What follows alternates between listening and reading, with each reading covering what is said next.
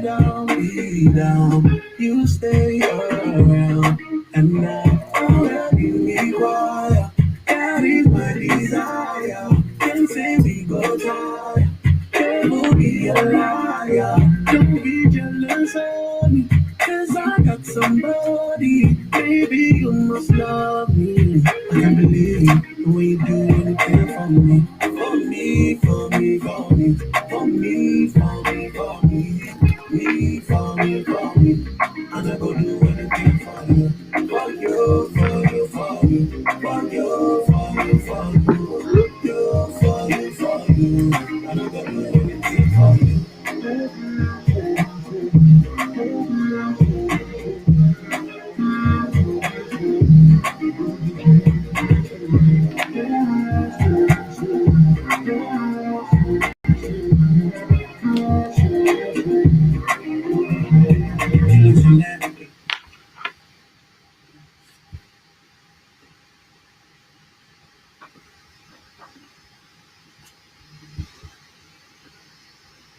Hello, everybody, and welcome to, I think this is our third now mentorship spotlight program. I'm really excited, very excited for our guest today. I know I say that always, but today we have the first Black woman speaking on our mentorship spotlight. So I really mean it. I am really excited to hear what Petroiya has to say today. So, I'm going to make this short, going to make this sweet. I want to introduce her right away so we can get to the questions, allow you guys to, maybe ask some questions, and we can start the spotlight program.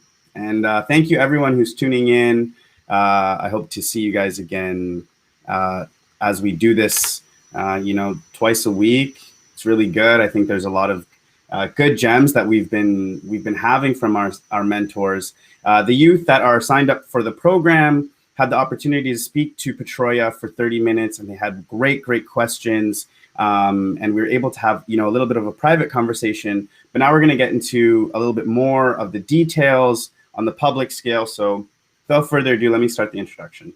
Petroiya Paterson is our mentor that we are choosing to spotlight today. And of her many accolades, Petroiya is a mother of two. Petroiya started her nursing career in the multi-organ transplant unit. And then after receiving a master's in nursing, Petroiya switched gears and switched her focus on the education of nurses. Since receiving her master's degree in 2010, she has had many education and leadership roles. And today we should be very excited to learn from someone who is not only just a leader, but is also an educator. Currently, Petroiya is the Clinical Informatics practice leader, and she has a doctorate of nursing practice focusing on nursing informatics. She's also the Director of Education and Training for the Ontario Black Nurses Network. And so without further ado, it is my pleasure to introduce Petroiya Paterson.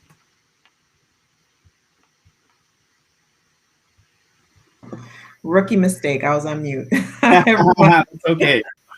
Jazz hands. My jazz hands. That's cool. So how are you doing? We had a great session, I think, with, the children. I'm going to ask you a couple questions, and we're going to have to do, a little bit more of a backtrack. So I apologize about that, but I hope that you're okay with, telling your story a bit again. And thank you for coming. Thank you for coming. Thanks for having me.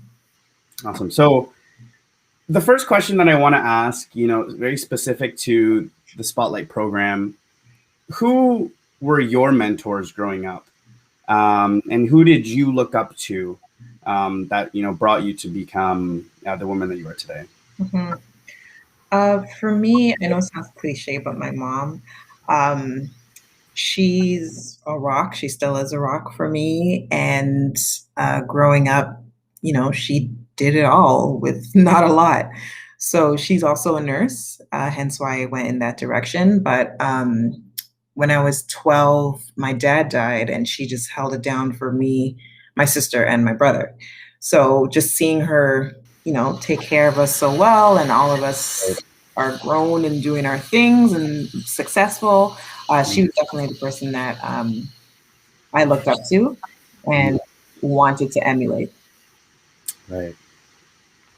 Wow. And yeah, someone who, who grew up with a single mom too, I can definitely feel that, what that's like to have, a parent there for you, through the loss of that. So thank you for sharing that. Yeah. And I think, that goes into our next question. And, tell me if I'm maybe making that conclusion here, but, was she the one who inspired you to do nursing? Was that something that was directly from her, and something that you want to follow in the footsteps, or was it a process? Why nursing? Good question. So nursing wasn't a, when you're a child and you're like, oh, when I grow up, I want to be XYZ.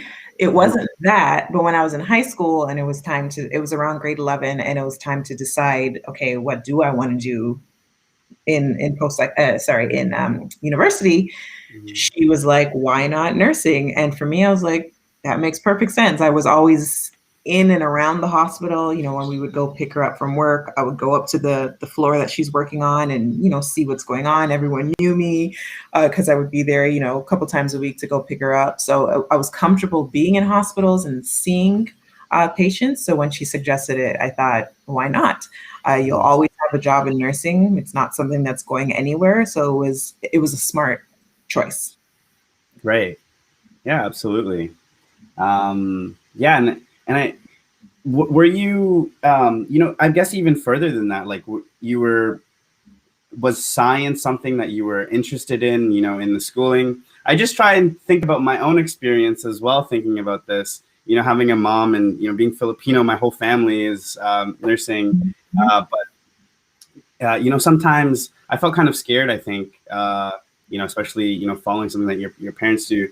So, was it early on that because I understand nursing and, you've done your doctorate in nursing practice, lots of schooling there. So did that interest in schooling, happen early on, or did it happen later on? Did you find it as you were there? I know some people go into something and then, fall in love with the education process after, or was that something that you knew before? So yeah, I've always liked science and things like that, for sure. But in the Caribbean, so where my mom's from Grenada, or my parents are from Grenada, your options are you're a nurse or a teacher. So there were several females in my family who were also nurses. So that world was part of my world, even whether I knew it or not, growing up. So that's why nursing made sense for me. It was like, okay, it's something I've been around. But in terms of the education, after school, after undergrad, I was like, I'm never doing this again. I'm going back to school. And then, you start working, you're like, well, maybe if I had this other degree it would help. Then I do my master's. I'm like, yeah, I'm good.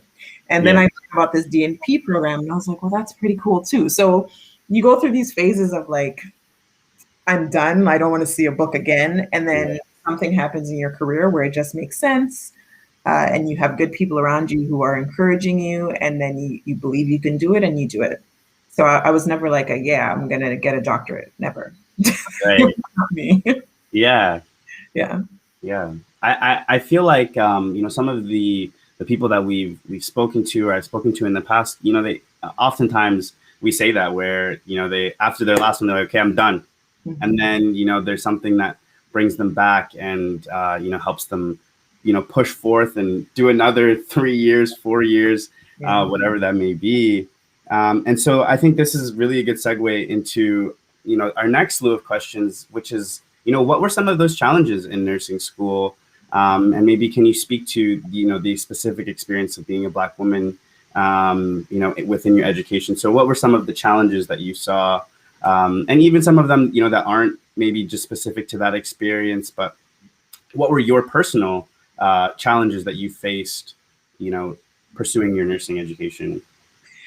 Yeah. So in nursing school, there was like a handful of Black people, which is really sad. So right there, you're already like, okay, I'm like the only one in the room or the only one in a group. If it's group work or if it's a clinical placement, you're the only Black person in the group. So never having that person you can relate to on more of a experiential level or life experience level.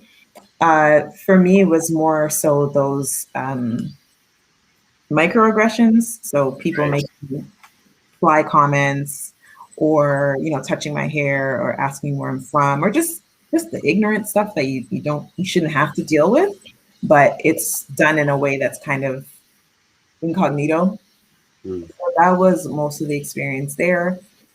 And then just in terms of the school experience period, I wasn't fortunate enough to be able to live on campus. So I was traveling like an hour and a half one way just to get down to school. So that put me at a disadvantage in terms of getting involved in more things in school, because, you know, after your class finishes at 6 o'clock, for example, you're just ready to make your journey. Yeah. So yeah. Yeah, for sure. Yeah. Um, and you know, to those watching, Petroiya kind of broke this down also a little bit in the private session, and those challenges within nursing school. Moving past just nursing school, can you tell us a little bit more about some of those challenges that you might have saw later on in your career, and then we'll use that to maybe transition into clinical informatics and that type of stuff. So some of the challenges that you would have saw later on past school into your actual career, Yeah. and as as a director, as an established person. Yeah. So later on, when it comes to my actual career, Mm. like the microaggressions didn't go anywhere, unfortunately, but things change in terms of, you know, you speak up at a meeting and the reaction of the room would be like, whoa, like take it easy. And you're just thinking to yourself, take it easy for what? Like I raise the comment like everyone else, but when it comes from me, it's like people are, you know, arms up, or I'm sounding angry or whatever things they say, or I've been told people are intimidated by me. Why? Like we haven't even interacted yet, and then someone else is telling me people are intimidated by you. Give me the reason why, and no one ever can. So just those little things where it's like everyone's participating in the meeting, so why is it coming down to what I say or how I say it, and things like that. Also just in terms of what is considered professionalism. So whether it's a hairstyle that's different, or I Yeah. feel like wrapping my hair. Sometimes I'll go to work with a head wrap and it's like, oh, you have a head wrap on. Like everyone needs to ask questions about it and know why. And it's like, why is everything that I do under like this microscope? It's like I'm Mm. constantly being watched. Meanwhile, you know, people wear different things every day. So why am I the only one getting like these excessive responses every time I do it?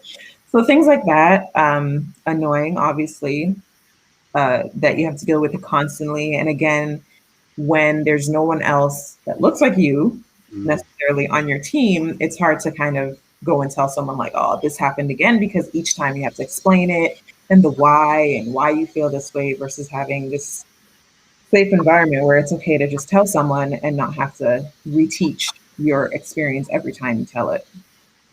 Right. Yeah.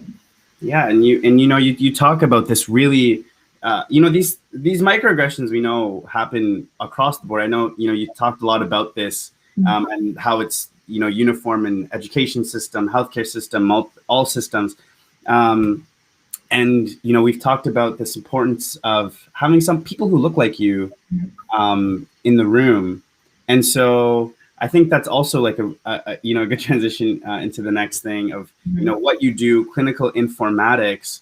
And so before I go into that, as somebody who, you know, is someone who, you know, the young generation can look up to, and you know can look to with, you know, I'm inspired by the fact that, you know, you are there, and your story, and you know having someone who looks like us in the room. What is your tips for, you know, those people who may not know that they want to be inside this room, for example, you know, the next generation of Black nurses, you know, is there a specific tip that you have for the next generation? And then, you know, and then we'll go into clinical informatics again. Yeah. The tip I would give is to believe in yourself, because you don't always have a cheerleader rooting for you at work per se. Like you always have your family and your friends, but at work you don't necessarily always get that. You're very fortunate if you do, but believe in your ability, believe in your skill, participate. So if there is no seat at the table, try to get to that table. So whether it's volunteering for a manager or someone you report to says there's this opportunity, take the opportunity, try it out, get in those doorways. Because if you don't, there's not always going to be someone tapping you to get in there. So you Awesome. have to believe in yourself. Yeah.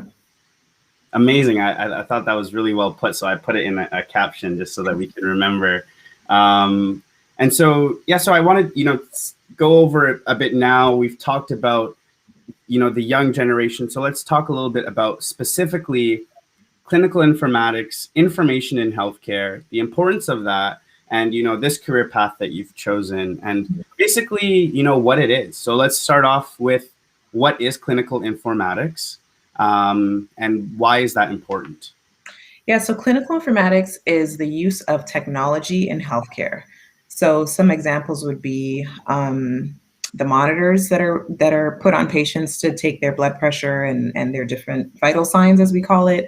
It could be the electronic patient health record. So a lot of hospitals are now putting in a computer system that everyone will document in, so that if I'm on a medical floor, I can enter information on the patient. And if they move to a surgical floor, that floor can also see that information. So we're all using one system instead of documenting on paper. So that would be another example of a type of technology that's in healthcare. But the piece that's key is what you then do with that information. So now that we can all see what this patient's going through or what they're presenting with at the hospital, now you need to take those data points, analyze them, turn that into information, and decide what you do next.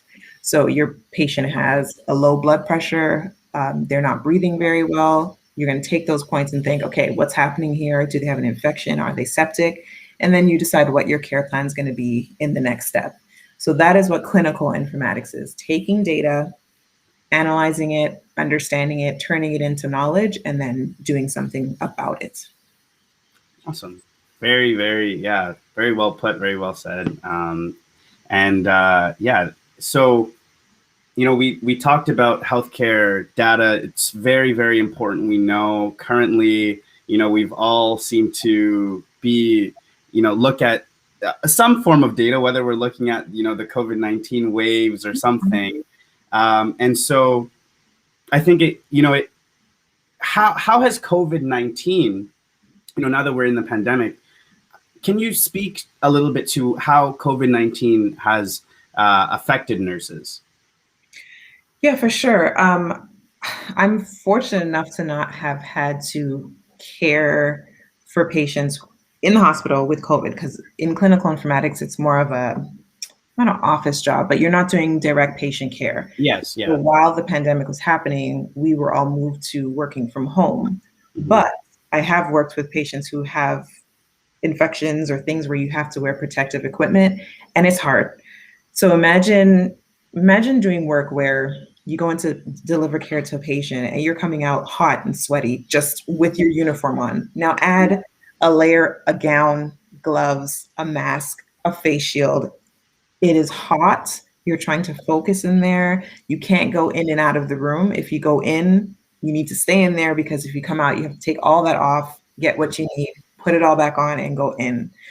Also, imagine now you have to go home to your family. So you're working with sick patients all day, the labor intensive work that is, with all the personal protective equipment and worrying about you getting COVID yourself. And then you're going home to your family, and it's like you are the person that can possibly bring it home to them as well. So it's stressful, it's hard work. Yes, nurses and healthcare providers signed up for it, but it doesn't mean it's not hard. Yeah. I especially feel for, nurses right now who, are frontline and are working with these diseases, with the variant coming out now.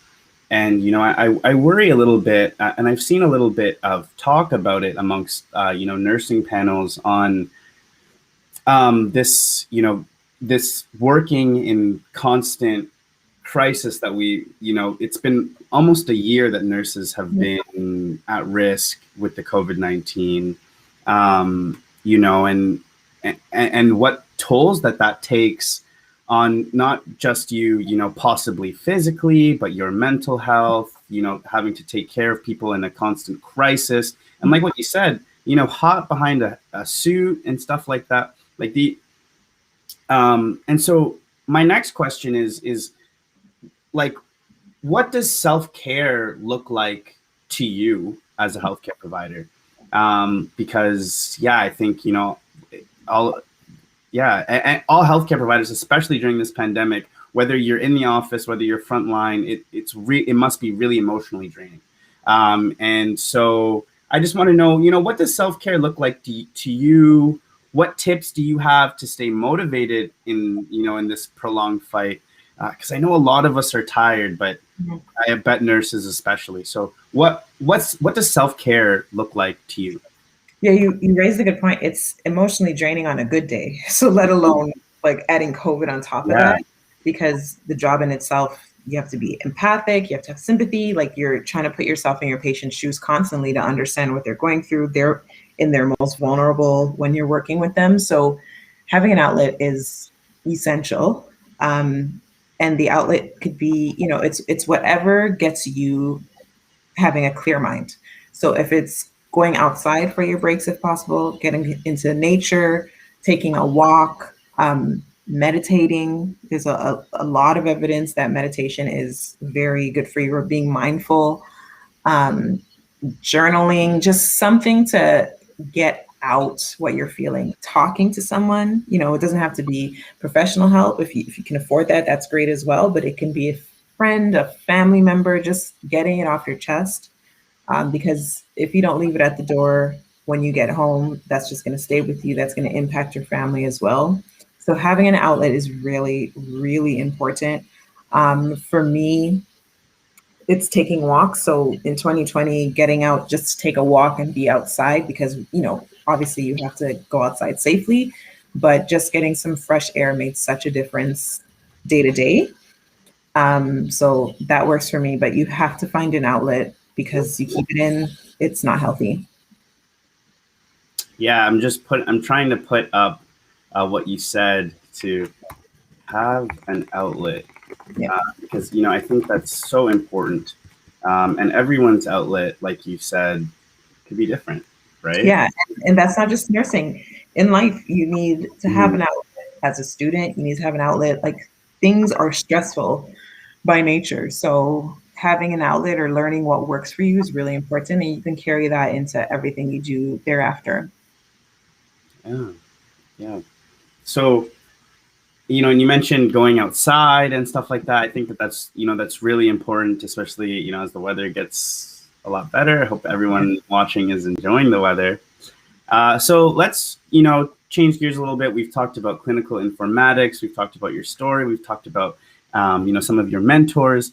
I want to know if I could, quickly talk about the Ontario Black Nurses Network, and why you were formed, how long you guys have been around, and what you guys are, looking to do in the future. So I'm looking to ask some questions like that. So if you could just tell me a little bit about the network, and how long you guys have been around. And so the Ontario Black Nurses Network, I'm one of the directors. This was not my brainchild. My colleague, Shelley Phillip Laforet, created it and brought me on board to develop it further. And I was so grateful for that opportunity. We've only been around about 2 months, if I could even say 2 months. And in our second week of being, we were featured on City News. So it was like we were just catapulted into action, which is great. Our membership is at about 40 members right now. And this came to be because Shelley felt that we needed a safe space, where Black nurses can come and share their experience. They can get mentoring, they can get some training and education, they can network with other Black nurses who have the same lived experience as them. As I mentioned before, having a shared lived experience means you don't have to constantly explain why you felt that way, or why you think it was microaggression or racism or what have you that you experience. You just share it. It's a safe space, and that's it. So it's also an opportunity to highlight the achievements of Black nurses as well. So what we do is we match nurses, mentees and mentors, depending on whatever their career goals are. We encourage student nurses to apply as well so they can get some mentorship. We have networking nights the last Friday of every month, and every 2 weeks we have a student social so they can get together and, just have some fun virtually. And so far, we've had sessions like creating a vision board. So how do you do that? Which is really about career planning and setting intentions. The end of February, we did a session on job searching and job interviewing skills, which was great. And at the end of this month, we're going to have a session on leadership, just because so many people were interested on having a mentor to, someone to mentor them in leadership. We figured we'll just have like a roundtable session on it. So really an opportunity to showcase us, strengthen us, support us. And we're hoping to start offering some scholarships to the nursing students as well, just to help wherever we can. So that's the Ontario Black Nurses Network. Amazing. I put some of the information to your Instagram, your website, as a caption for those watching. Please check them out. They also you mentioned a mentorship program, right? For Black nurses, if you are interested in that, and the network you said ranges from nursing students to those interested to those in the field, and that's really beautiful. And I think that the work here is really beautiful. I've been looking at some of the stuff leading up to this interview that you guys have been doing, and I saw the City News article, and it's amazing. If there is a way, we'll tweet that article and some of that information on our social media. Cool. Yeah, and so we've talked a lot about the mentorship that you've received, through your mother. We've talked about your journey in education. We've talked about the Ontario Black Nurses Network and Clinical Informatics. Mm-hmm. As we close this up, I just wanted to, just thank you and let you know that you are so inspiring, and thank you so much for taking the time to speak to us. And yeah, thank you for the cameos from your children today. I thought that was really sweet. You should hear me upstairs right now. Yeah. Yeah, and so we just wanted to thank you on behalf of HCCI for taking the time to share your story and everything. So thank you. Is there anything else that you have to say for the inspired young Black generation that's watching and maybe watching in the future?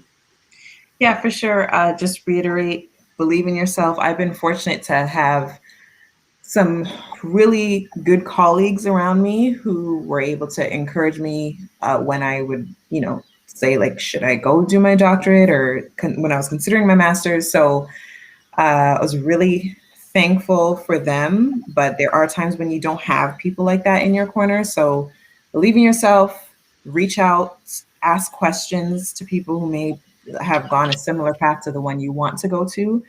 Don't feel that you have to go it alone. Awesome. Thank you so much. Believe in yourself is the theme of this presentation. Thank you everyone who's tuning in, who's came to watch today. Thank you. I'm Chance Gordon. This is Petroiya Paterson. And take it easy, guys. Have a good night. We'll see you guys on Thursday. Gashi Issa is our next guest. She's a student and political advocate in Hamilton, Ontario, and our next Black woman who will be speaking. Thank you so much. Again, thank you. Have a good night.